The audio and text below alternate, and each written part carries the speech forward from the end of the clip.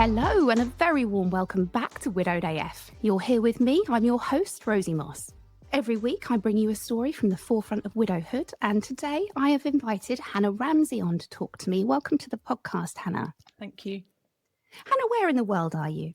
I'm in beautiful Devon, in the southwest of England. Lovely. Yeah. I love Devon. Do you know, prior to Ben dying, obviously, which ruined all our plans, that was our plan, the Great Escape to Devon. He wanted to kind of live off-grid and have just a more sort of old-fashioned way of life, I guess. Yeah. In hindsight, I think thank God we weren't there when he died, because I've had no contacts or anything, but yeah. There we go. Well, I was born and brought up here, and then moved away and moved back, so it's I'm not definitely surprised. home. I mean, isn't it funny how you move from your hometown and then you feel that pull right back again? Yeah, can't wait to get away, and then can't wait to get back again. Yeah, exactly that. So, Hannah, I know, as always, I know the kind of the bones of your story. I know that your husband had an incredible name. I know that he was called Blue, which is awesome. That's really cool. My first question for the listeners was, Hannah, was he raised by hippies? So we're going to be talking about Blue. I'd like to know a little bit how you guys met. I know that you had children together. So when you're ready, my lovely, just tell me a little bit about your story. So I first remember Blue when I was at primary school. Oh, wow. He came to my primary school just for a term because of some family circumstances on their side. And so we were at the same primary school. I don't actually remember him, but I remember his name, of course. Of course you do, right? So when we I think that was probably in the final year of primary school. And when we went to secondary school, we both ended up at the same secondary school. And quite quickly, word got around that boy Blue was also there. So, we had secondary school. We were at school together for the whole time, but not together. Oh my God, no. Didn't really know him. He was one of the kind of slightly odd kids, put it that way. And as far as I was concerned, but we were in some lessons together when we did our GCSEs, and then when we went into the sixth form, the sixth form did a play together, and he was very into all the sort of lighting and sound technical stuff, and I was. In those days, I liked to be on the boards, and so we did this amateur dramatic thing together, and it was then we got together. Actually, I do remember seeing him at our end of GCSE ball, and just for the first time ever, when you see someone kind of dressed up, and I was like, and boys change at that age, don't they? Actually, yeah, and oh my God, I really fancied him actually, and anyway, so we got together, but not until sort of in the middle of sixth form, really. So we were 17 when we got together. And you were both 52 when he died, so you guys were together for a lifetime. We'd just celebrated our 25th wedding anniversary, and we'd been together for 35 years. Yeah. Oh my God, that's given me goosebumps, I think. It was a long time. It is a lifetime, isn't it? Yeah. And we grew up together. Up. Yeah. It was. Yeah, I feel very, very grateful and very, but simultaneously very, stranded, I suppose. Lost was the word. Lost. Absolutely. Yeah, totally. Yeah, because how do you live without somebody that you've spent 30 years with? Yeah, exactly. We became the people we were together, and because of each other, and we were good at it. We were a good partnership. It was, and that's. Often if you meet very young, sometimes you can get older and the cracks show and things like this, but even from hearing you talk about him, I can see that you were a happily married couple. I'm sure they were happily married. Yeah, I mean, I obviously you can't ask him, but I'll take your word. As far as I'm concerned, we were very, very happy. Yeah. And you had 4 boys, is that right? Yes. So we have 4 children. So like I say, we were together for about 10 years before we got married. We did our A-levels. We went off traveling took a year out and bought a camper van and converted it together, and then went traveling for 6 months around Europe. And when we got back, he went to university, and then I went to a different university. So we did 4 years education in separate places. I mean, we saw each other quite regularly, but we were together that whole time. And then he stayed on at university to do a PhD, and I moved up to be near him when I graduated. So we lived together from about, I don't know, 1996, something like that. Yeah. I lived on a narrowboat together for a couple of years. Where were you? Where was he at university? In Surrey. And did you just say you had a narrowboat? We lived on a narrowboat for a couple of years with some friends. Yeah. Oh, that was mine and Ben's dream. It's like he lived my life. It wasn't our boat; it was our friend's boat, but he very generously allowed us to live there with him, and yeah, we had a fantastic time. Still very good friends. And and then we lived in various places around that area while he was studying, and then we eventually got married when we were 27, I think, and 10 years later. Blue was very considered about everything he did, and forced me to be quite considered about everything we did. And he would often have instigate conversations between the two of us about whether we were together just because we couldn't be, because we got lazy and couldn't be bothered to and complacent, or whether we actually wanted to be together. And he was determined that we weren't going to stay together if we didn't want to actually be together. And so we had this happened a few times throughout that 10-year period, and then I think he was finally convinced that I wasn't, that neither of us were just settling, and so we and he didn't like being in the spotlight. He didn't want the whole wedding thing, but once we got married, I think it changed. I don't know what it is about getting married, but something changes, doesn't it? Because it's such an old-fashioned notion, isn't it? Like, there's no need to do it anymore. But I liked being married. I mean, I got married. Me too. I'm now going through a divorce. I liked being married. I liked being partners with somebody, and I think there's something quite romantic actually about getting married, because we all know that you can divorce quite easily. It doesn't actually tie you forever, but there's something powerful about standing in front of people and saying, "I pledge my life to this person." And something just made us both kind of relax, I think, and you're not okay, this is forever, as far as we've made that decision for it to be forever. So we got married, and then quite quick, well, I suppose a couple of years after that, we were expecting our first baby, and we were still living up in the southeast, so we started looking around for houses and ended up deciding that we didn't want to bring a baby up there. We couldn't really afford anything other than a flat with no garden. And so we started looking back down in Devon, and both my family and Blue's family are based down here. So we ended up being in the same town as my parents, who were alive at the time. They're not anymore.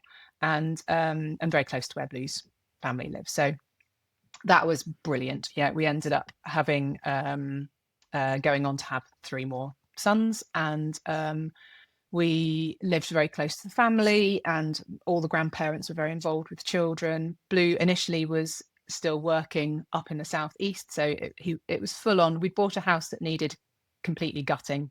He was doing that at weekends. He was driving up to work on a Sunday night, working all week, because he was lecturing at the same university by then, working all week, coming home on Friday, spending Saturday and Sunday morning in the house, having Sunday afternoon off, and then doing it all again. So he was not only very clever, he was also very, very practical. And as his dad said at his funeral, Blue was the sort of person that if he saw something that needed fixing, he would fix it, and if something needed making, he would make it. He was Be still my beating heart, right? That's dream man stuff right there. I mean, I don't want to put him on a pedestal, because I understand that can be easy to do when you've lost someone. And he wasn't, he was human. He wasn't perfect. We had our moments, but he was a remarkable person. He really was. He was, this amazing mixture of really, really clever, really kind, really thoughtful, and, like I said, sort of, handy, and very handy. Very practical and creative. He was really creative too. So he did our house, gutted it, rebuilt it. This is all while you're having babies at this I time, was heavily pregnant, so that was none of my business. I wasn't. I've moved house pregnant. You don't have to do anything, do you? I was like, every smell turned my stomach, and I couldn't. So he dealt with all of that. We moved in just before we had to the house we bought, just before the second son was born. We'd been living with my parents while it was being done. So we lived there. Had the other 2 children while we were there. Yeah, and we were happy. Blue gave up lecturing, I think after our third son was born, and started a business. Can I be nosy and ask what he lectured in? It's just design engineering. Yeah, that's not necessarily for the podcast. It's just my nosiness. Yeah, so he was a sort of product designer, engineer. Yeah, and then the business designs and manufactures laboratory equipment. So. Okay, so was he built the business from home, did he? So does that mean that he was at home a lot more, or the opposite? Right? Well, to begin with, the opposite, because he had a business partner who was based up in the southeast. He was someone that they'd done their PhDs together, and so the business was based up there. So to begin with, again, he was still commuting quite a lot. Eventually, in the later years, much more based at home, and about 13 years ago, I started working for the company as well, and so we both worked remotely from home. And he would have to go up, not that often, once every couple of weeks, really, for a day or two. Yeah, but that must have been lovely because we talk a lot about the early bit of a marriage and a family, and often you've got no money. You're renovating houses because you can't afford to buy the house you want. You don't see each other. You're building your careers. You're juggling babies, nappies. Yeah. And then you get to this point where you can be together. And so now you're working together. He's at home a lot more. The children are less demanding. Yeah. I suppose there's a bittersweetness about this, isn't there? Because you will feel very grateful that you had it. Yeah. But and that he was at home a lot with the boys. He was very involved with the parenting and just the home life. Yeah. He set up on his own. Just after we had Hector, I think, my second one.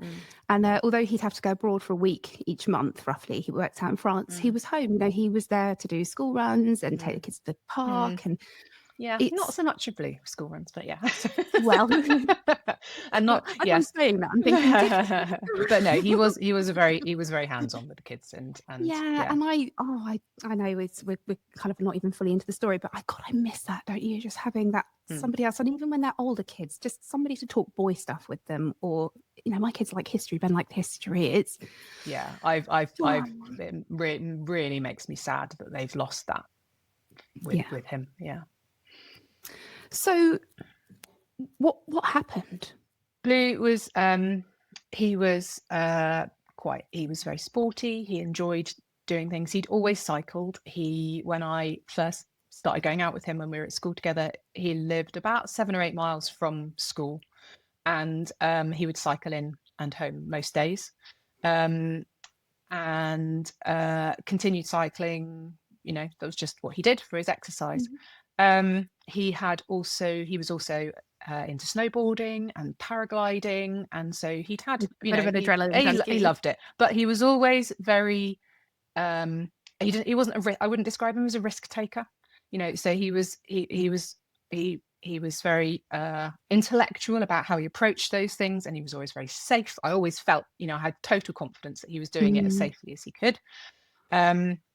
He did have a paragliding accident back in 2016, quite a nasty one, and he fractured 2 of his vertebrae, broke his ankle when he was in France, and that was quite an eye-opener. But and after that, he made a decision that he wasn't going to continue with his paragliding until the boys were independent.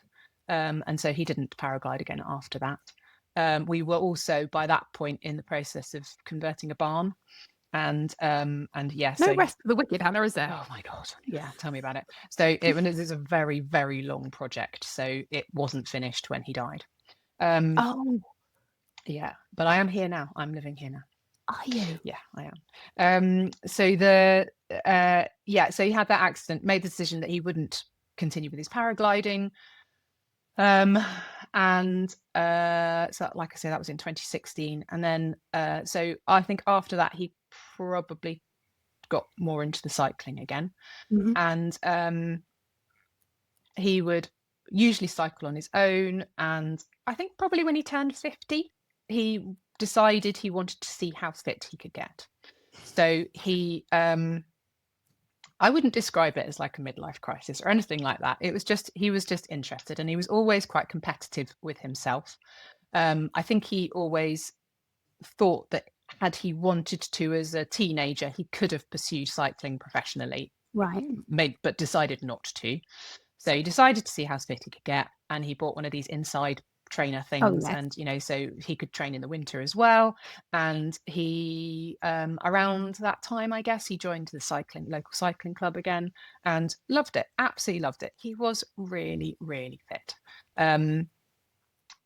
He would often come back and say that most of the group that he cycled with were much younger than him, and they would really make him work. But they all, afterwards, they've all told me that they were working to keep up with him as well. He was super fit. So part of being with the cycle club was they used to do Sunday morning rides, which he loved. This was August 2024, and he went out as normal to do his Sunday morning bike ride, because we were still working on the barn conversion. We would often on Sundays be at the barn working in the afternoon, so he would go out for his bike ride, and in that morning we'd kind of been discussing whether he was going to cycle straight there after he'd done his ride, or whether he would go back to our home and then drive over. It just kind of depended on what route they did. So I said I was going to make my way over there independently, and I'd see him there at some point. And it was always a bit of a rush in the morning. He had to be out the door by 8 on a Sunday, and I was up and about, and I said, as I always did, just go carefully, lots of love. And out he went. It was a beautiful sunny day, and he was, he loved it. He absolutely loved it. So I'd gone over to the barn. I think I was on my own. I was. Oh, that's right. So my eldest son was also at the barn as well, but he was working on his car. My second son and my youngest son were both at the other house. They decided to stay there. My third son had driven up to Glastonbury with a friend that day. So I was at the barn, and it got to about 1:00, and I looked on my phone because I was thinking, I thought he would have been here by now. And I looked on my phone to find and I could see that he was at a place not too far from here. And I thought, oh, that's weird. They're out quite late today. But from where he was, I thought, he'll probably be coming straight here. So I left my phone in. I went outside. There's no signal here. So I was outside. We've got a field, and I was in the field. I was pulling thistles up quite happily, listening to an audiobook. And then I heard a whistle, and I looked up, and across the field I could see two people dressed in black, and they were waving at me like this. And I looked up, and I was like, oh, that's weird. That doesn't look like Blue. And I was like, well, who's the other person? I couldn't work out who they were. And as I was standing there and sort of starting to walk towards them, my youngest son came running down the field. And I was like, oh, what are you doing here? How did you get here? Because he was only 14 at the time, and obviously couldn't drive. And he said, there's two policemen here. They want to talk to you. And I remember just going, oh, shit, and just running across the field. And I made my way down into the yard, and I think they sort of say, are you Hannah Ramsey? And are you the wife of Blue Ramsey? And I said, yes, I am. I said, where is he? They said, do you know where he is? And I said, well, he's out cycling with the cycling club. And at this point, I'm like, it could be Blue, or it could be my third son who was driving. And he'd only just turned 18. So I'm like, oh God, something's happened to one of them. And they asked if they could speak to me inside the building. So we went in, and they said that Blue had been involved in an accident, and that they had been told to take me. He'd been airlifted to hospital, and they'd been told to come and find me and take me to the hospital. So it's weird, isn't it? I kind of went into this like, okay, he's in hospital. I need my phone charger, I need a bottle of water, I'm doing this, I'm just going to work out who's going to look after the dog. And I went outside, and so all three sons who were around were here. The two of them had come over in the police car with the police, and the eldest one was I'll tell you about that in a second. So the eldest one was already here, like I said. And as I went out to the yard, and I was like, right, something's happened to Dad. He's had an accident. He's in hospital. I've got to go to the hospital. I will call you as soon as I find out what happens. So the barn we'd bought it from Blue's parents, and their house is just behind the barn. And as I was talking to the boys, his mum came out of the building and around the corner, and I don't know who'd spoken to her or what they'd said, or whether it was just because she saw the police, but I just saw her face, and it was then that the first little bit of like, this is really serious hit me. And I was just, so I stopped, and I went and I hugged her at that point. And I wish I'd hugged my boys then at that point. I don't think I did, because I was just like, right, I just need to get to the hospital. I just need to work this out and see what's... You've gone into autopilot. And so, yeah, I got into the back of the police car, and then we went at 135 miles an hour. Bloody hell. Down the dual carriageway to the hospital, which is about, from here, it's best part of an hour away normally. I don't know, I dread to think how quickly we got there. 5 minutes. I honestly, I was sat in the back. It was surreal. I'm sitting in the back going, oh, this would be really exciting. And this is so bizarre. If I wasn't going to see my husband because I know he's had a terrible accident, I'm like, it's that weird kind of like, oh my God, this is really exciting. Yeah. And also, oh my God, this is really bad. At the same time. And they'd brought the boys from our house, which is 12 miles away, at the same speed down the dual carriageway to us. And the reason they'd brought the boys was because, so Blue didn't have any ID on him. He was cycling with friends, but they knew what his name was, and they knew roughly where we lived, but they didn't know his address. They didn't know his phone. They didn't know my phone number. He did have his phone with him. So the police they didn't, it took them a while to work out who he was and where he lived. They came to my house in town, but my sons were there. The boys couldn't remember their grandparents' phone number. They couldn't contact me because I was out in the field. I don't have any signal. They couldn't even remember the postcode of the place where we were. I mean, they'd gone into shock as well. My niece, fortunately, who's an adult, lives a few doors down from us there, and she came out and spoke to the police as well. They wouldn't tell anyone anything. They wouldn't say who it was. They wouldn't say how serious it was. No information whatsoever. That must have been so scary for your boys. Well, so I've spoken to them about this since, and they said because they didn't know anything, right? They weren't. I mean, I immediately thought, afterwards, I thought that must have been so traumatic. But actually, because they didn't have any information, they didn't know what it was about. It hasn't manifested in that way. You see what I mean? And I suppose back then they wouldn't have had this frame of reference that trauma brings you. Now, if two uniformed police officers turn up at the door, we automatically think somebody's dead. Of course, I've had panic attack in a cafe because two uniformed policemen walked in. Oh gosh, Hannah, I have to say, and I'm trying not to make it about me, but as you're talking, there's so many similarities. The uniformed officers, that even the fact he was doing a sport that he loved, and the way you said, be careful as he left. My last words then would be safe, darling. He was scuba diving, but like you, never seemed like it was a dangerous sport because he was so careful and confident and capable. Yeah. Oh my goodness. So as you're in this car and you're zooming down the dual carriageway with lights going in, all sorts of things, are you on your own, or do you have any of your boys with you? I'm on my own. Just on your own. Yeah, with the two officers, and they were lovely. And will they tell you anything? They were.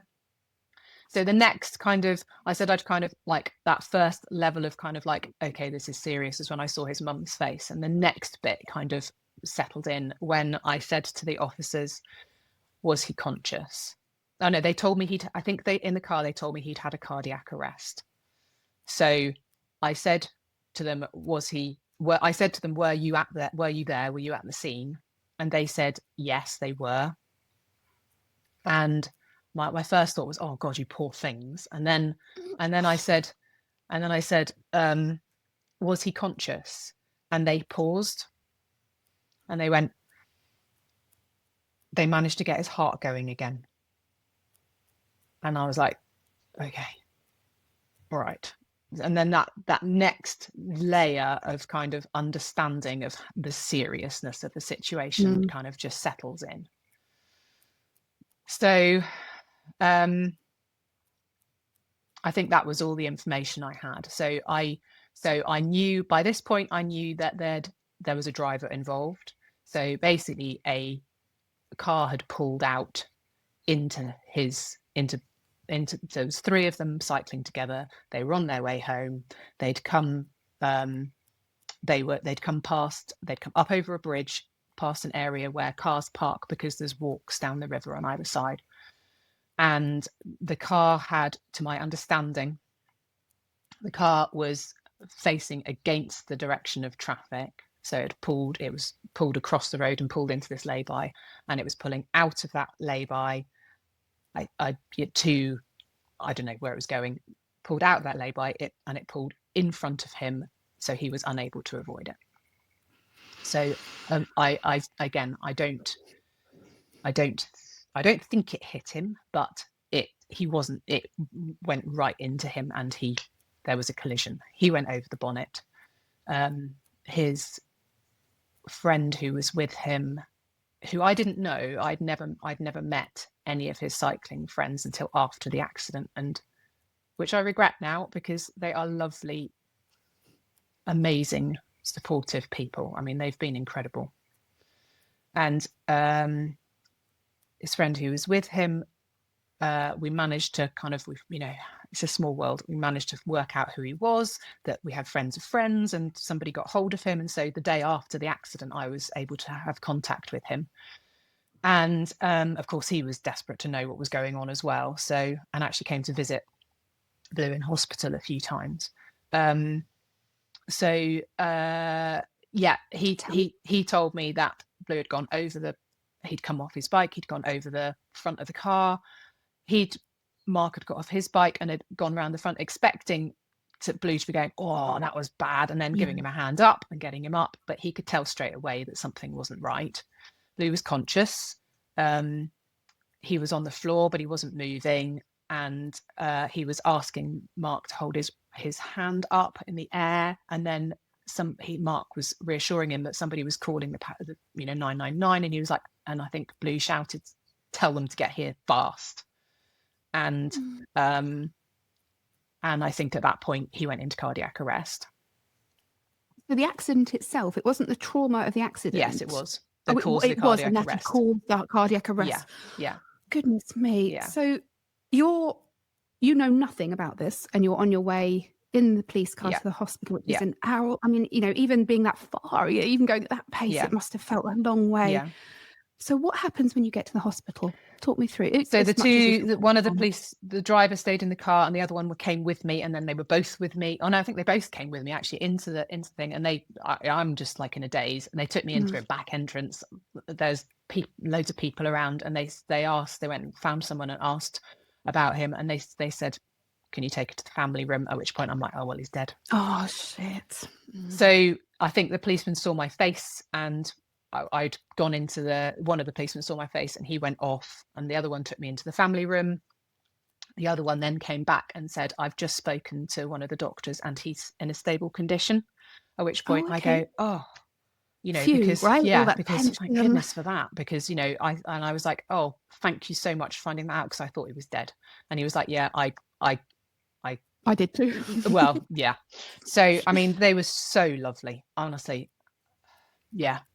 The kindness of people in those sort of situations is just the kindness phenomenal. Of the strangers, isn't it? The people that are doing their job and they find the time and the space to give you some compassion. That empathetic is unbelievable. Yeah, they are very special people. They stayed with me until, so I mentioned my niece had seen the police arrive at the house in town and speak to the boys and take them off in the police car. She'd got her husband and my brother, her father, together, and they'd driven over to the barn. they then followed. Got here after I'd left in the police car, but then they followed down to the hospital. So the police stayed with me until my niece and my brother and my niece's husband arrived at the hospital. Which I bet when they walked in, you just that feeling of seeing somebody there to hold you. Yeah. And I think I'm like you said, you're just in self-protection mode at this point. You just even feeling sorry for the police officers that were there at the scene of the accident. This is this is the sort of you do in shock, right? Yeah. You wanted to make them cups of tea. Where I had one guest who was terribly embarrassed about the pile of laundry on her sofa. You go into this real self-preserving kind of. It's autopilot. so weird. It's like a different part of your brain engages, isn't it? So I'm there. I think that whole evening is a bit of a blur. I think we were told.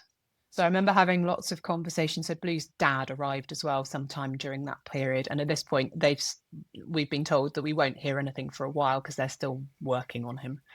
I remember at some point that evening I was told a list of his injuries. So he'd broken his hip and he had a fracture in his. I think 2 of his vertebrae in his neck were fractured. He'd and then he had multiple rib fractures, which I presume was to do with the CPR. So he'd been given CPR at roadside by a bystander who was an ex-police officer, I think, or an ex-paramedic, and then the air ambulance had arrived, and they'd continued, and they'd managed to get his heart going again.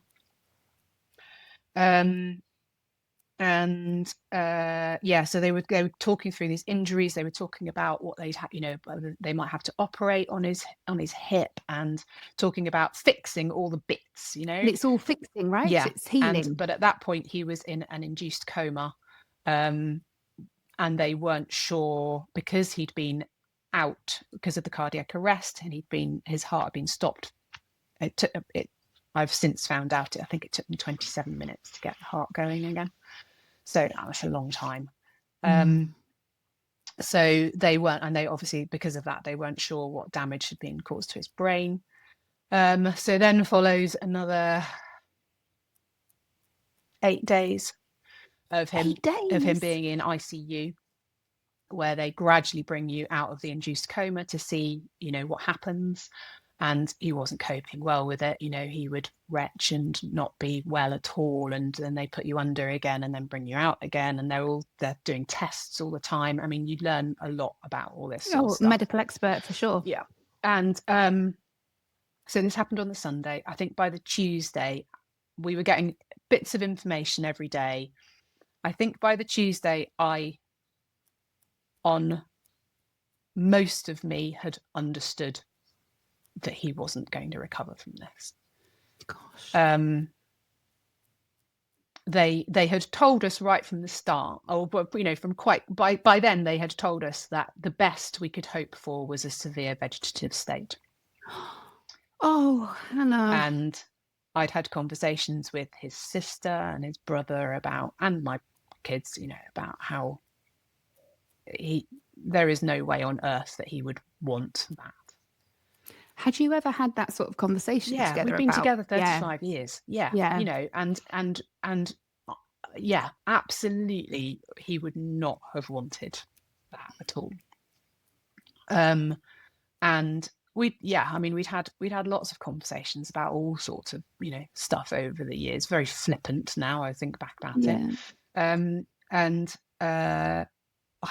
But I couldn't remember what he wanted. Whether he what he wanted in terms of being buried or cremated, and I was pretty sure he wanted to be cremated, and that's what happened. But because they're conversations that you have over a bottle of wine, exactly. You never really think it's gonna happen, do you? So by that Tuesday, on some level, I knew that he wasn't going to survive it. What about the kids? Were they? I mean, how kind of open and frank were you with them at this point about it? They're all individuals, and they all. So 2 of them were they wanted to be on every meeting. Yeah. The youngest one didn't.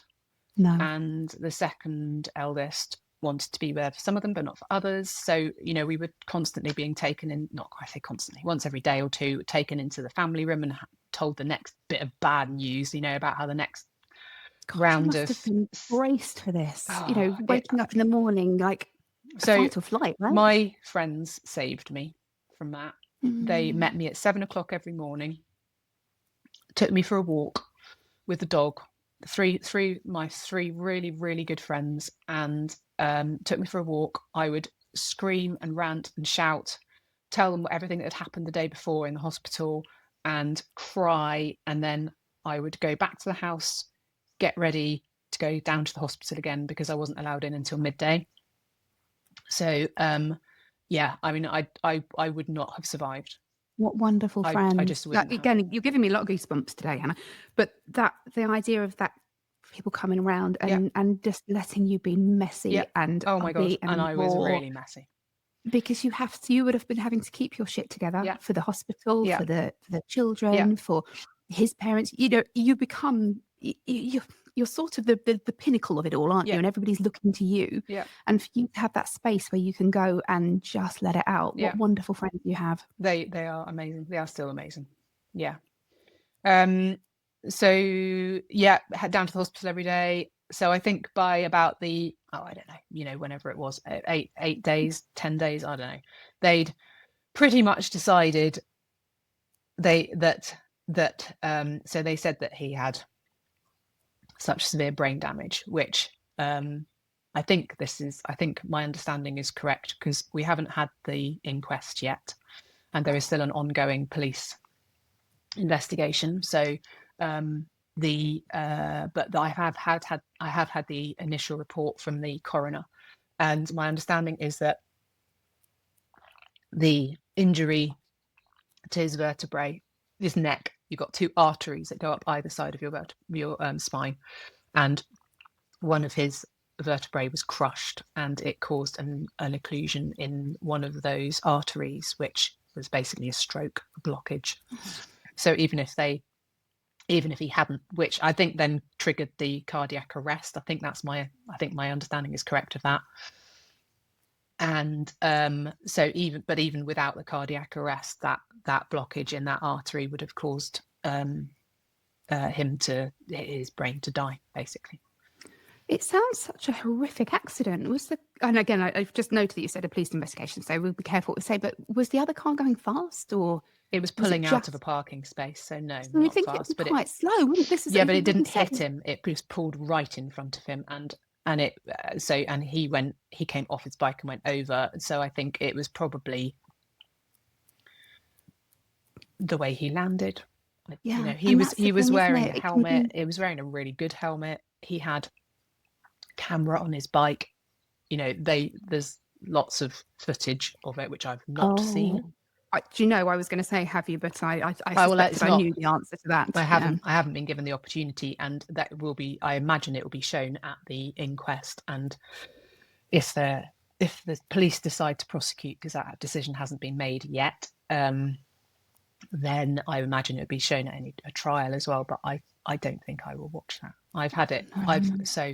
I accidentally, when the coroner's report came through, there was a description of what the coroner, so they'd watched that video and they described it, and I didn't know that I was going to be in there when I read that report. So I have read a description of what the footage was, and I don't want to see that. I'm just thinking the brutality of either watching or reading the last moments of his life. Yeah.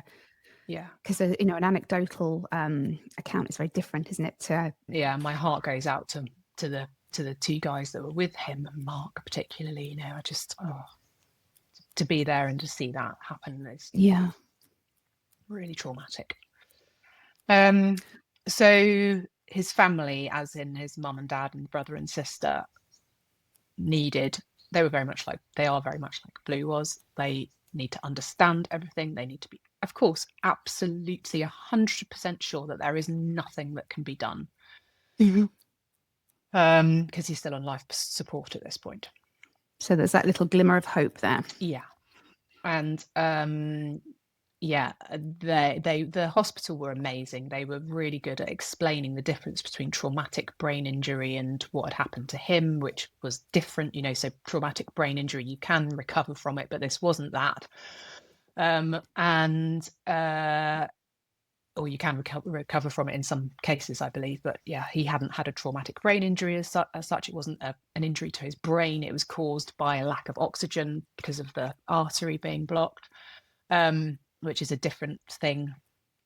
They when they bring you out of the induced coma, they put loads of electrodes all over him, and they try and stimulate him by speaking to him, and they try and cause pain by sort of poking their fingers up into his eye socket. Sounds horrendous, but that's how to try and see if there's any response whatsoever, to see if there's any connections in the brain which are working.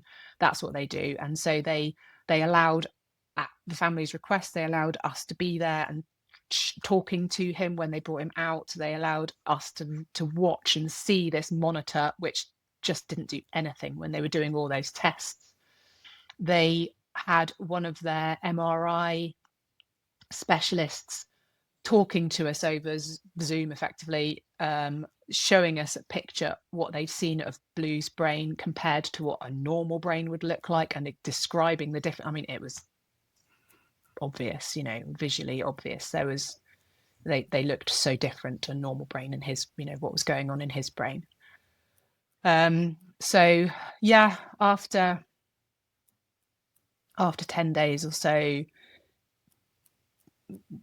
we had no choice but to accept that it wasn't a survivable brain injury. I don't think, I mean, it might be that I've just not spoken to people about it, but I don't think I've ever heard of people having such a, I want to say positive experience, but I don't know if I want to use that word, but the way that the hospital worked with you, and oh my God, the ICU where he was, faultless, absolutely unbelievable. Once he was put on end-of-life care, we were moved to a different ward. Slightly different story. Bit different. There's another complication because he was an organ donor, which I was, by this point, I'm like, okay, we have to try and find some glimmer of hope. I knew we'd had conversations. I knew he would want his organs to be donated. I had those conversations. I filled in those forms.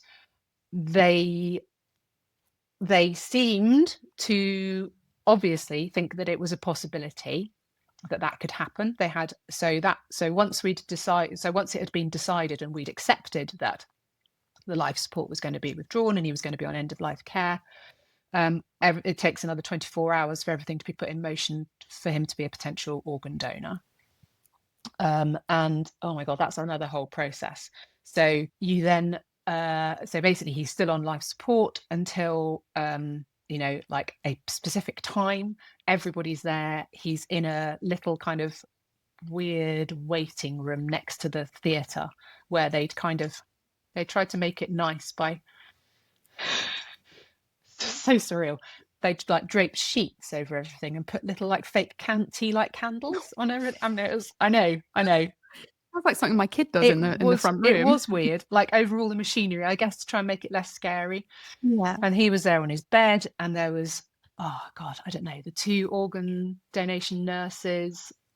I don't think the surgeon was there, but there was like at least 4 or 5 medical staff, his parents, me, 2 of our sons, and his brother, I think, all standing around him. And then they turn off the machine. Did you have to make the decision to turn the machine off? So I don't remember having to actually say, I don't remember them saying, I don't remember actually having to give the go ahead, but effectively, yes. And I mean, I don't feel we were given a choice.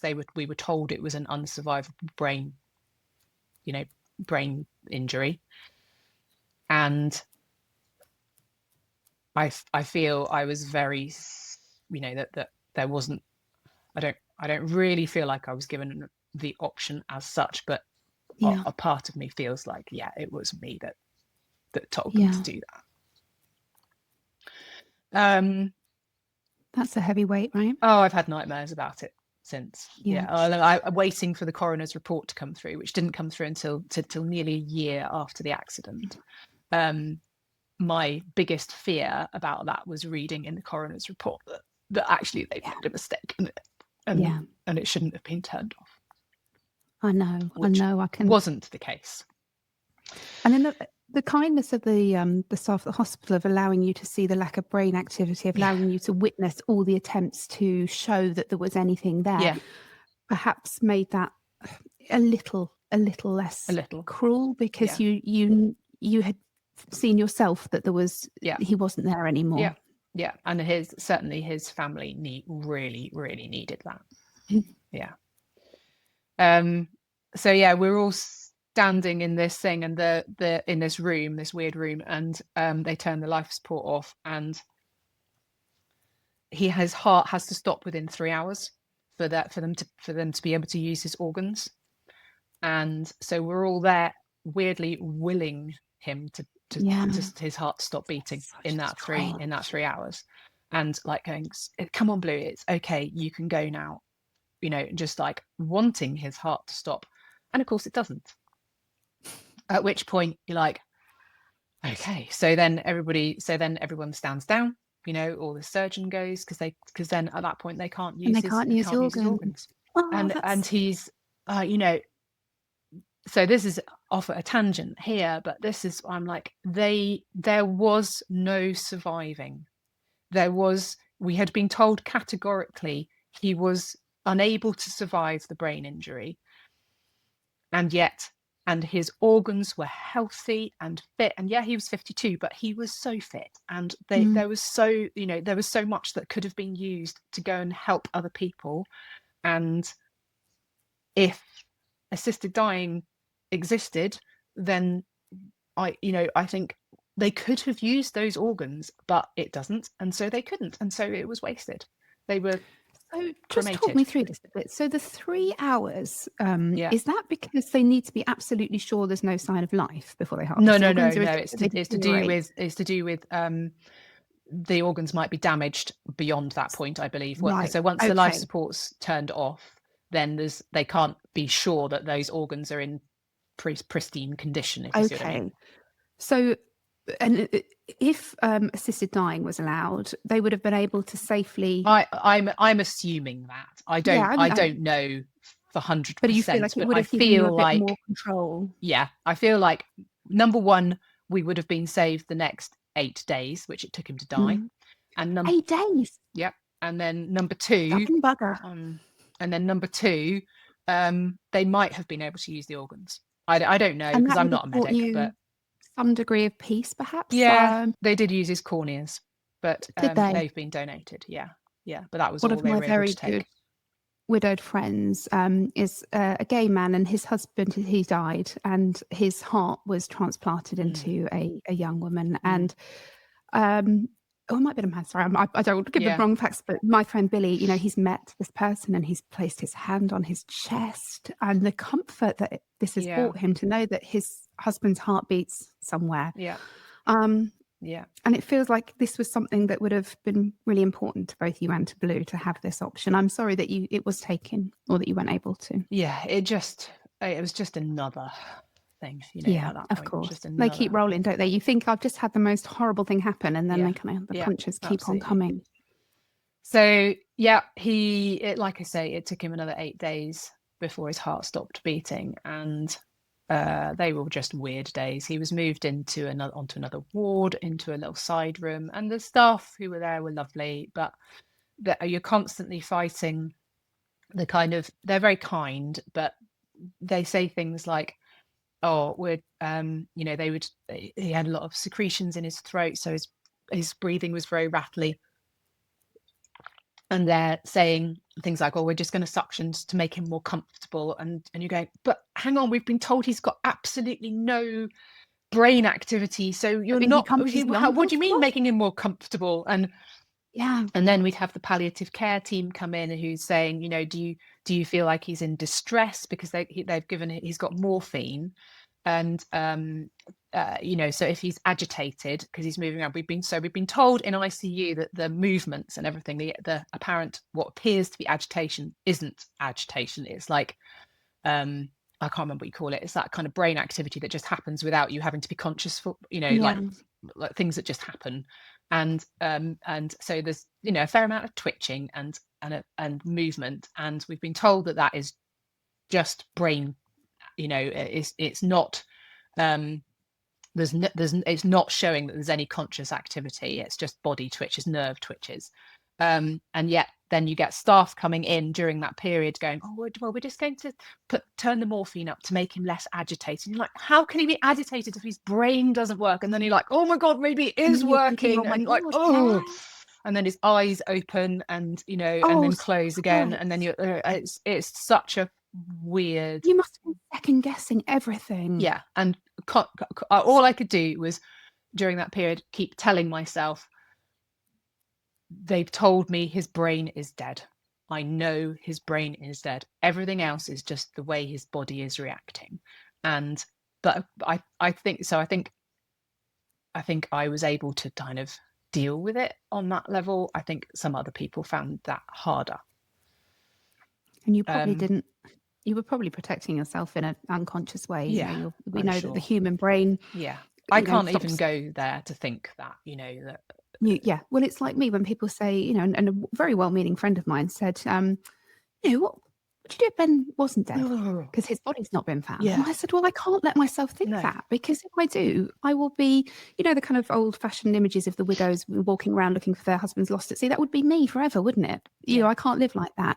Yeah. And we talk a lot about hope being, you cling on to hope, but sometimes hope can be quite damaging, I think, because you almost need to let go of it in order to accept this thing is happening. Like I said, I think after 2 days, I think a part of my brain had already begun to kind of down start that process. Yeah. Anyway, so that was very odd. Were you able to, I'm just trying to get like an insight into what your life was like for these 8 days, because he's on the side room, he's going to die, that your husband isn't there anymore effectively. Yeah. Are you going in every day? How long can you be there? It must have been. There was me and his brother and sister and parents and some of my sons. So 2 of my sons carried on visiting him during that period, and 2 of them chose not to. Yeah. And the hospital again, they were great in the respect that they put like a pull up, a bed in there for us. So there was somebody with him basically 24 hours a day. So we would sleep there. We took it in shifts basically, and so I wasn't there all the time, but his parents would be there overnight sometimes. His brother or sister would be there.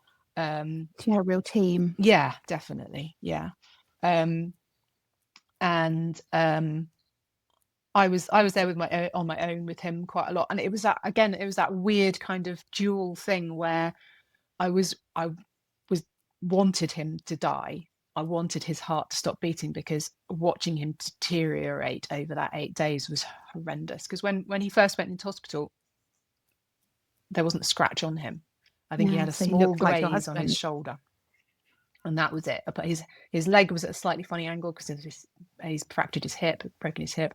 But apart from that, you wouldn't have known there was anything wrong with him. And his face looked the same, and his everything. And then over that 8-day period, obviously because they withdraw food and hydration, that must be awful. That was horrendous. Yeah. At the same time, there was something lovely about still being able to go in and hold his hand, feel the weight of his arm, and he was warm, and I could touch his face and his earlobes. That's probably too much information. And just be comforted by being with his body. Yeah. And did you talk to him a lot, even though the chances are he couldn't hear, but you just tell him the things you wanted him to know? Yeah, I mean, I find that I did. Yeah, I find that a bit tricky. There was lots of conversations around the bed, between quite a lot of the during the day there was several people there, and some friends came in to visit him as well, and four of his really close uni friends came in to visit him, and some of the cycling club people and some other friends as well. It's a bit weird, but as in not it is a strange thing. Yeah, because I'm like, I was slightly torn because he was a very private person, and that's a very intimate sort of situation to see him like that. But I thought about that actually. It's but I think actually it was probably by that point it's about them, not him, on some level. Yeah. So I think it was good that they came down. I mean, the little waiting room. So we were only allowed 2 people at a time into his bedside when he was in the ICU department. So the waiting room was like, well, I think it was like 15 of us in there sometimes. Did it feel sometimes almost like a party? I had to go. I had to leave. Yeah, I couldn't. And some other family members found it really hard. What are all these people doing here? And you're like, well, they're family and friends, basically. And of course, people will start to talk about other things because you're in a room long enough. Yeah. And so then you think, why are you talking about, the school run? Even if it's like stuff about memories of Blue, they're laughing and joking and, and about fun times. And I could cope with it up to a point, and then I would just have to leave because I couldn't. It was just too much, overwhelming. The 2 words I wrote down then were sons and choice, because I know that your children are a little older than mine were. Mine were very little, but to give that they felt able to choose whether they came in or they didn't come in, total that autonomy choice over it, I think is, because often people feel very obligated to go. They feel like they're pressured to, or they feel pressured not to. And I think whether you choose to go or you don't, it needs to come from you, right? Oh, absolutely. Yeah, totally. And like I said, 2 of them chose to be there all the time and know everything. And 2 of them I think they were all in that meeting where we had where we saw his Blue's brain compared to the normal brain, and had that conversation with the experts who were telling us, what they could see. I think all the boys were there for that. The whole family were there for that. And then once actually the youngest wasn't there. No, he wasn't there, because once we'd had that meeting, I then had to go home and tell him that Blue wasn't going to survive. But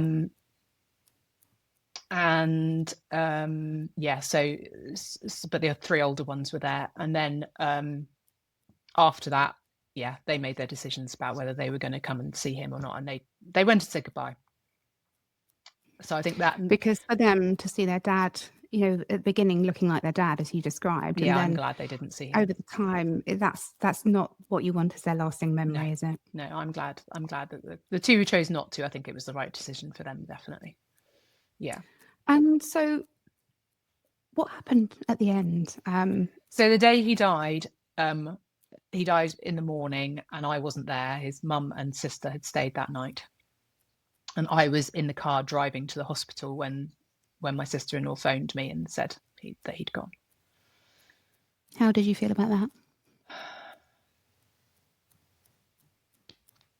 don't know. I think it's that I'd been waiting for it, and yet actually when it arrives, it's the next stage then, isn't it?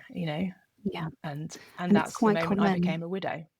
And and there's no going back. Your life has changed irrevocably, and then that's it, isn't it? And I suppose you come out, so that whole, so he went in, so the accident happened on the 4th of August and he died on the 21st of August.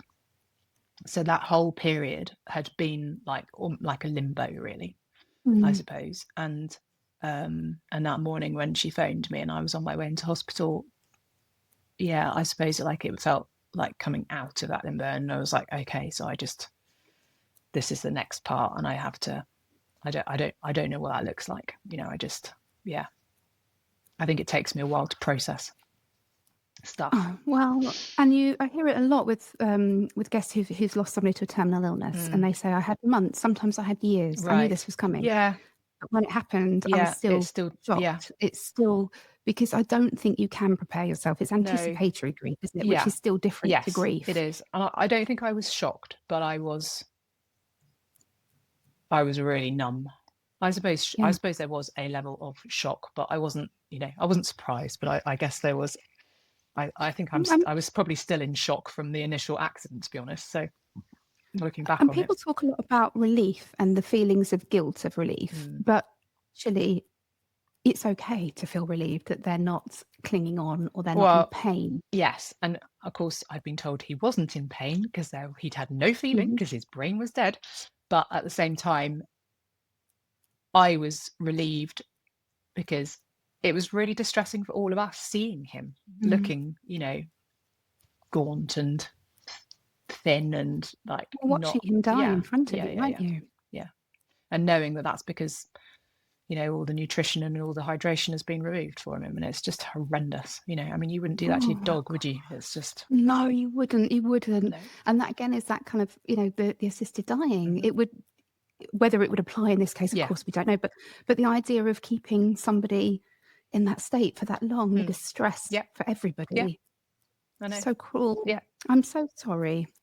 So I arrived at the hospital and his mum and sister had kind of wrapped him all up, so he was still warm when I arrived. And we had a few minutes in there, and then did it feel different? And then it all went. Did it feel different? Yeah. I've seen my gran died when I was 17, and then my mum died. My dad died, and then my mum died, and I was there. I've seen all of them. And then I was with my brother when he died in 2022. So it's a lot of grief. Yeah. My brother died in 22. A really good friend of mine died in 23, and then my husband died in 24. So yeah, that was a really great 3 years. So I've seen dead bodies before, and it just it felt they've really gone. I was like, okay, I recognize this, So we were with him for a few minutes, and then it got weird. So the staff came in, and they were a bit like, we need to get on. And in retrospect, it might have been because they needed to. They knew they were harvesting his corneas, but nobody said that to us. It's that, isn't it? It's tell me why, and I'll understand it. Yeah. Explain it, and that's fine. But nobody said that. They were just kind of hovering around and like kind of chivying us a little bit. So we hadn't been able to get hold of Blue's father, and so he wasn't there. And anyway, they kind of chivied us a bit. And of course, we've been in the room for 8 days, so there was photographs up, and there was bedding and things like that in there. So we were kind of like, okay, should we sort of start removing all the stuff? And we were sort of hurriedly trying to take the pictures down and remove all this stuff. And then they said. And then we were like, they bundled us out into the corridor, and then they told us to go to the restaurant. So we're all in, this is me, his mum and his sister, and we're all in shock, obviously, and so we just kind of did what we were told. It was like midday by this point, and the restaurant was everybody having their beans on toast. Oh my God. Yeah. And so we'd gone up to this restaurant, and we just kind of sat there dazed. And I was like, I can't be in here. And I left and went out into the corridor. And I think I was phoning my brother, maybe one of my other brothers, and trying to contact people and let them know that he died. And then I think my mother-in-law and sister-in-law came out to me, and we were kind of making our way. They told us to go away and then come back. We were kind of making our way back down towards the ward when his dad appeared. So somebody managed to get hold of him. He'd arrived. I thought he'd been in to see Blue, but apparently he hadn't.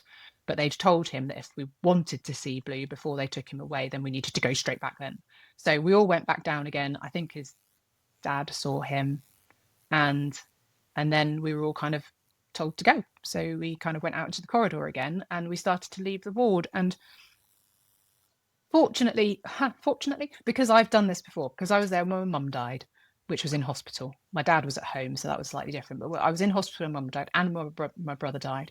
And so we started, nobody came and spoke to us.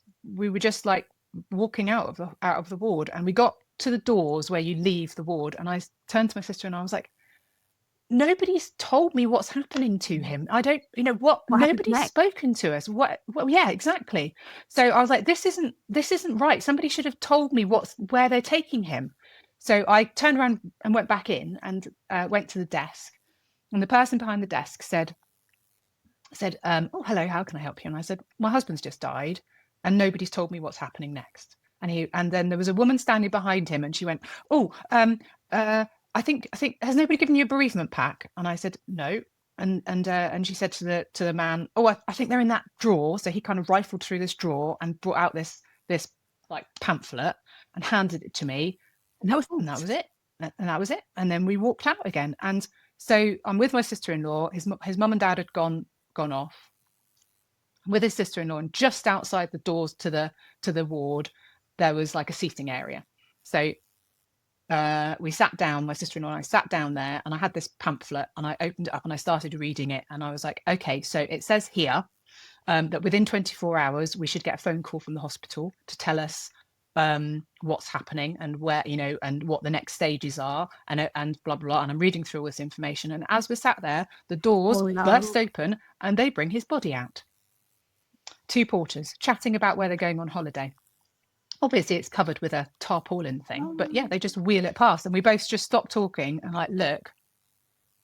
And my sister-in-law said, oh, there he goes. Oh, and they're taking him off the morgue. And I'm like, now I'm telling you this, and I find it, it doesn't sound real. I'm like, how did they do that to us? Do you think it's because in hospitals death is such a daily occurrence that perhaps some of the humanity gets lost in it? I made a complaint, like straight away, and like I made a phone call the next day, I think, and I got a phone call back from the, I don't know, ward manager or something, and they said they asked me about it, and I was explaining it all, and they said they thought they understood why it had happened, and that particular ward isn't normally used as a palliative care ward or something, and they said they understood why it happened, but they didn't tell me why, what the reasons were. And they asked if I wanted to go in and have a meeting, and at that, the day after he died, I'm like, no, I'm okay, it's all right, thanks, I've had enough to deal with. Now I kind of wish I would like some more answers as to know, and I just want to make sure that doesn't never happen to anyone else. And that's the thing, it's almost like the terrible thing happens to us and it's done. Okay, the terrible thing has happened, but what you can now do is, or you hope will happen, is it won't happen to somebody else. Because there's another micro trauma on top of all the other micro traumas and massive traumas that I've experienced in that previous 18 days or whatever it was. I just think if any other family can not have that experience, because that was horrendous. Oh, I'm so sorry. Really awful. I'm so sorry that happened to you. Yeah, and then we left. So we walked out of the building, and I went to the desk. So the parking system's a bit weird. You have to, if your family member is in ICU, you get free parking, and you have to pick up like a little QR code on a piece of paper. And I went to the parking desk, and I said to them, I'm here. I was visiting my husband, and they said, oh, what's his name? What ward's he on? So I gave them that, and then they went, and they knew, they could see from their computer that he died, and they said, so sorry for your loss. I mean, they were nicer to me. The parking people were nicer to us than anybody in the ward. I thought you were going to say, so sorry for your loss. If you need any help, if you need to come back in for any reason to the hospital, just come and speak to us, and you can have free parking. You don't need to pay for the parking. I mean, they were lovely. They were really, really lovely. Again. Yeah, but not the staff on the ward where it really mattered. It's like, I don't understand what went wrong. But yeah, I mean, why weren't we taken to a family room at that point? At the point at which he died, and they needed to go in there and sort him out. Why were we not taken to a family room? Why were we sent to the restaurant? Why were we just left to leave the ward? It's just, anyway, that was horrendous. Yeah. And then you roll, and actually, as you were talking there, I've written down the admin starts immediately, because your husband's just died and you're outside the restaurant and you're starting to make the phone calls. At that point, I think when this admin starts, because you become this kind of harbinger of doom. You're having to ring people and say he's dead. You have to then take on other people's reactions, which is very, very difficult. Oh, yeah. And that is something that I think perhaps people who haven't experienced this don't understand. You're not given this enormous hug and, coddled and you then suddenly have to start the admin. The paperwork begins. Yeah. There isn't time to catch a breath. No. And also, like I said, we had an almost completed barn conversion. Oh my God, I've forgotten about this. And the business that was running that I worked for. So, and I was the only one at that point.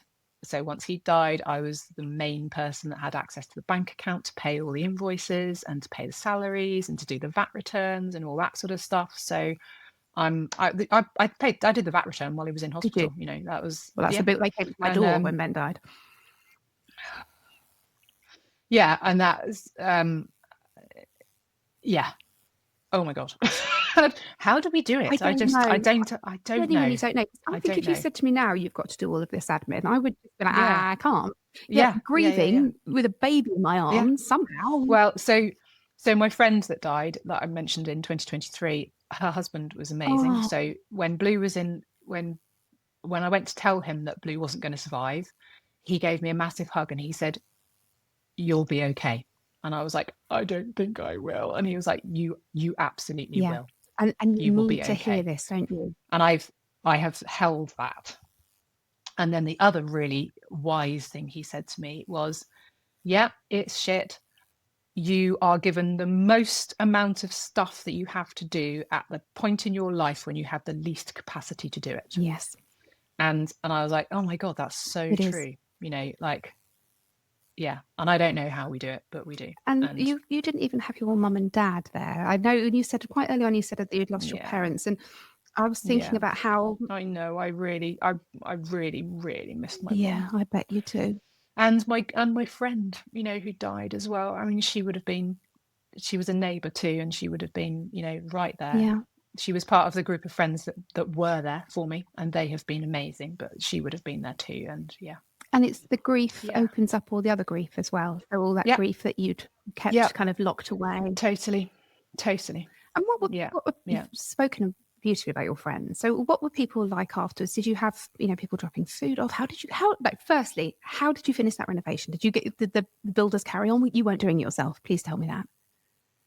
So the last bit we were kind of doing ourselves. Yeah. Blue was doing all, so he was project managing it and he designed the whole building. So from the point that he died to it's like I'm trying to finish a jigsaw puzzle that I don't have the picture of, so I don't know what it's supposed to look like at the end. I've had to piece together information from things that I remember him telling me, but it turns out I didn't listen very well. Luckily, my eldest son had worked here quite a bit with him, so he knew some bits. The builder who had been here up until the beginning of the year when Blue died, he'd been here for 4 years on and off, and he's been amazing. He's come back in on the occasionally to do a day's work for me, and his knowledge of the building is amazing. So he's been brilliant. The rest of it we've just had to there's been a lot of guesswork. Family have been incredible. So my sister-in-law, who I mentioned, Blue's sister, and her husband, very practical people. They came in and they have helped me, get it to a point where we could move in August. So a year after, almost to the day, a year after he died, we moved. Myself and the boys moved in. I'm thinking that to live in a house that he project managed and designed himself, that must feel quite special. It was really bittersweet initially, and I was exhausted. But at the risk of sounding really cliched, it does feel like a massive hug from him. The house is beautiful. It's designed beautifully. It's all tech. It's got underfloor heating and an air source heat pump, and it just works. And it's like really warm. not like any house I've ever lived in before. And do you think perhaps having the project was in a way helpful for you because it gave you something to channel, the sort of your grief into, perhaps a bit of a distraction?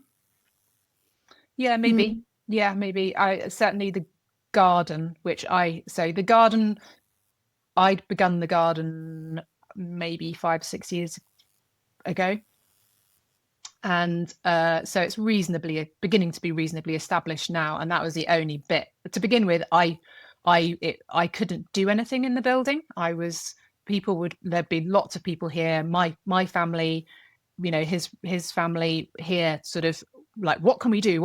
And I'd be like, I don't know. I don't know. I don't know how to do it. I don't know where the stuff that you need is. I just get overwhelmed, and I'd have to go and just mow the lawn or dig up a plant or something. Like the garden was it was the only place I felt grounded and safe and not completely overwhelmed by everything and out of my depth. And the stuff in the garden, it will grow if you nurture it. It will, it's a predictability to it. That's my thing. I can do that. Yeah. I can't. The problem with being married to a very, very practical person, and also quite a perfectionist person, let's not forget that bit, meant that I had been de-skilled over my life. So I would say I was quite a practical person as well. But I have definitely been de-skilled by him, because if I started to do something, he'd come back and redo it because I hadn't done it quite well enough. So therefore I just, stopped trying and let him get on with it.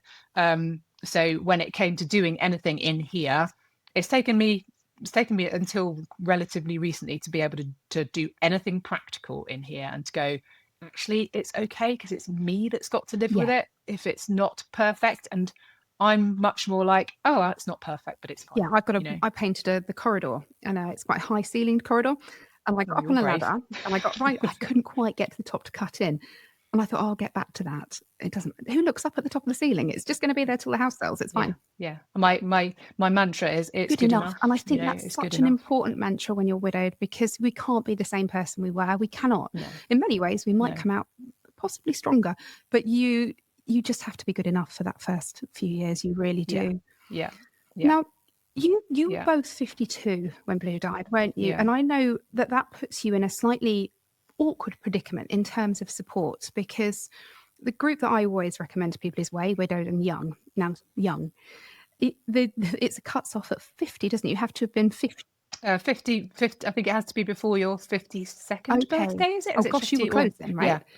Yeah. Well, I was almost 53 when he died, so I was a month away from being 53 when he died, so I was quite a long way away from it. But yeah, I didn't feel like it.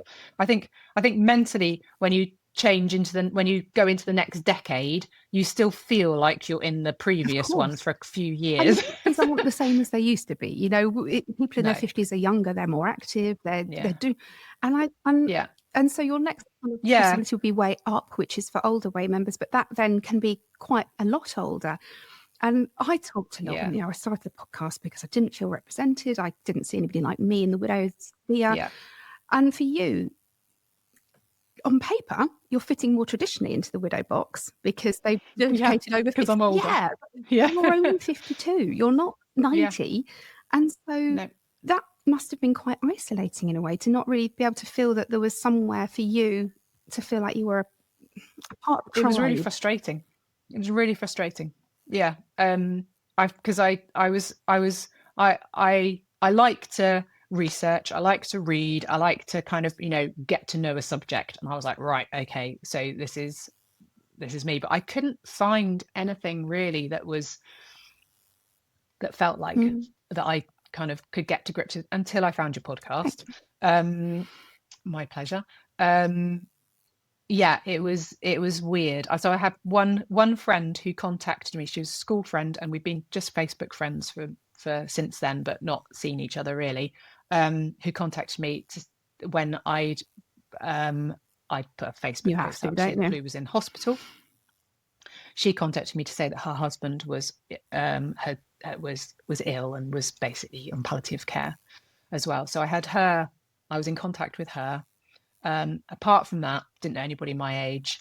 a few people would say, I've got a friend who, you know, is around your age, or this happened to, and I can put you in touch with them if you want to. At that point, I wasn't ready for that. I did go on, you know, I looked at all sorts of different sort of forums and groups and things, but I just, like, a lot of it was just too much people's own really raw own grief, so and I just couldn't cope with it. Yeah. I can't deal with yours as well as mine. I'm quite an empathetic person, and I'm really sorry, but I can't take yours on as well as all my own. Then I found Widowed as Fuck, and I listened. I went right back to the beginning, and I listened to it from the start. Which, oh my God, it was just so helpful, really helpful. Just listening to other people's stories. I was quite obsessive about it. Weirdly, I was also quite private about it. I didn't tell anybody else that I was listening to it, because it feels like a bit macabre and a bit weird to be listening to other stories about how people's husbands died. But it was so useful. And then, like I said, there was one of those serendipity moments, because I had been listening to it in order, and something happened with my podcast list, and it just started to play the next one, but it played All a Blackburn, which was like, it was that week that it had been broadcast, and I heard hers, and I'd been to a yoga class. I'd been away for a weekend, and I'd been to a yoga class while I was away, and I'd found it amazing. I'd done yoga in my 20s, but not really since, and I'd had an experience during that sort of meditation and yoga thing when I was away, where I was like, I think I need to do a bit more of this.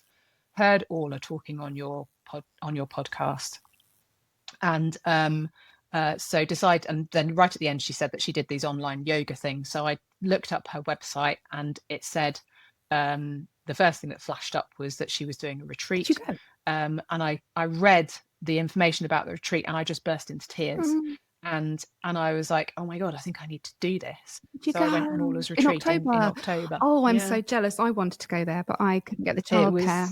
It was amazing. And that's the first time. So weirdly, by that point, another friend of mine she's a bit older than me, her husband had died, and she came with me.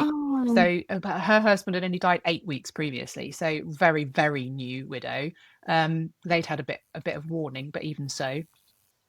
So the two of us went together, and now I feel like I have a community. Amazing. And and that will save you. That will save you. It's really important, I think. The same weekend that Orla did hers, I did my first retreat here, which was much, it wasn't in Spain, sadly. It was in my house, and but we had a similar experience. There was 10 of us, and I did it partly because I felt that there was a need for it. There was but also because I needed to make some money. I don't make any money off the podcast, so I had to find a way that I could generate some sort of income while still kind of staying true to what I do. What I didn't expect was the kind of profound impact it had on me. Right. I had counselling on the Tuesday after, and I said, I feel lighter. You know, I think it's perhaps because I haven't got all the stress. And she said, I don't think that is why. I said, I think it's because you were able to take down that mask.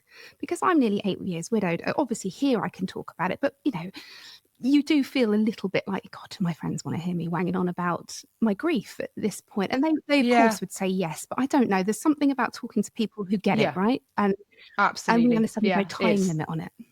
It's subtle, isn't it? But there is a difference, a big difference. Yeah. Oh, I'm so pleased you found Orla. I love Orla to bits, and hopefully at some point in the future we might try and do something together. I think because we're both doing similar things. And I know she does something which I love the sound of. She does a retreat where the parents come and the children are kind of Because if you have got littlies. Wids and Kids, I think she calls it, doesn't she? That's right. Yeah, that sounds amazing. Yeah, and I was thinking like back when mine were around 15, 13 and 8 now, but when they were really little, that would have been such a powerful thing for me. Yeah. And it's all about that kind of finding your tribe and your community, because it's a lonely bloody business being a widow. Oh my God, isn't it just? Yeah, everything is your responsibility. Yeah, it is. And I've just scheduled a post to go out tonight about Christmas, because I was like, I've got to get the tree, the presents, arrange the magic. Oh shit, I need to go and see Father Christmas. Arrange the magic. Arrange the Love that. I don't even know what it is. Yeah, that's your responsibility, that is. Yeah, and Christmas is already difficult for me because my mum died on Christmas Eve, so that was great as well. So it's always been difficult. And then now I don't have a husband either, so it's like, great. What will you do this year? Well, it'll be our first one in the barn, so I think it will be quite magical. I think I'm going to allow the building to do the magic. Yes. I'm not taking responsibility for that. Lights we're going to have a tree, at least one tree. We might even have two. I've got lots of fairy lights, which I'm going to put up. I've still got fairy lights up for my first Christmas in this house because I put them up early and then I just left them up. Yeah, because I thought we all need a little bit more twinkly light. Yeah, a little bit of sparkle. We do. Absolutely. I actually have, for the last couple of Decembers, I've worn sequins for December. Again, find the magic. For the whole of December. Well done. Oh, that's a lot of repetition. But I sort of, put it on the back burner now. And my daughter said, "Are you ready?" And I said, "Ready for what?" And she said, "Well, sequins." And I thought, shit, no, I'm not ready to have that. You've started a thing now. I'm going to tell you one thing I don't do though. Bloody elf. The elf has no place in my house. I've never done that. No, I've never done that one. Oh, Hannah, it has been a roller coaster, actually, this conversation. I feel like I felt like I was on that journey with you. But to end kind of laughing and on a slightly higher note, I think it shows me the strength of your character, that you haven't let this enormous tragedy shatter you and break you and render you kind of on the floor. I'm sure there's been moments, but many. But well done you, because you've got up, you've faced the day, you've held your head up and you've carried on. Well, I am who I am partly because of him. Yeah. So yeah, same, right? Same. And whilst I don't dwell too much on the, he would have liked, he would have wanted, that sort of thing, because I think that way madness lies. We don't know. Exactly. I do know that he would want me to carry on. Of course he would. He would want me to raise the kids, and I'm raising them in a very different way now. Of course I am. It's me. It's I know it does happen, doesn't it? But the one thing that has remained consistent is that the kindness, compassion, the affection. We're an affectionate family. We cuddle a lot, and I think you just have to do the best you can with the hand you've been dealt. And unfortunately, ours was quite a shit one, but we've got plenty of years of living left, haven't we? I hope. Yeah, I'm so grateful for the friends and I've got two brothers and their families and Blue's siblings. You're all still close. Very close. Because that's one of the saddest things, I think, when in-laws pull away and I know from listening to some of your guests, it's I just thank whatever that hasn't been my experience. I've had very, very good experience with friends and family. Well, I'm sure that's a lot to do with you get back what you put out into the world. So well, thank you ever so much. And we'll have to, we do have looking at the time. We said an hour and a half. I'm like, we got 2 minutes. We're good. I got to do school run. Yeah. But thank you ever so much for opening your heart and telling me your story, because what you have done now is you've given somebody else the gift that you were given, and somebody else will listen to your story and they will find some comfort, some recognition. Well, hopefully. Without question, because even if it's not the same circumstances, there will be people who can relate. Yeah.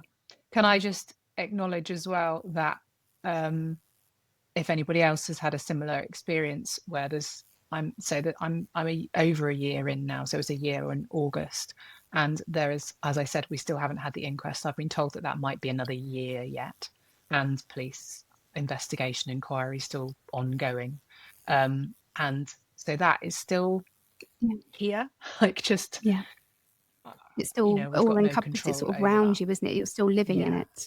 And I've not really spoken to anybody that's had exactly my circumstances with all that going on and just dragging on for so long. It feels like I know I will never have closure. I know I will never have, it will never be over as such, but it does feel like it is still very much ongoing, because that is still all open. And with Ben, there was a coroner's inquest. There was no body, which obviously complicated. And you had to go to High Court. How long after was that? It was at least a year, I think. So the High Court first, and then the coroner's court for.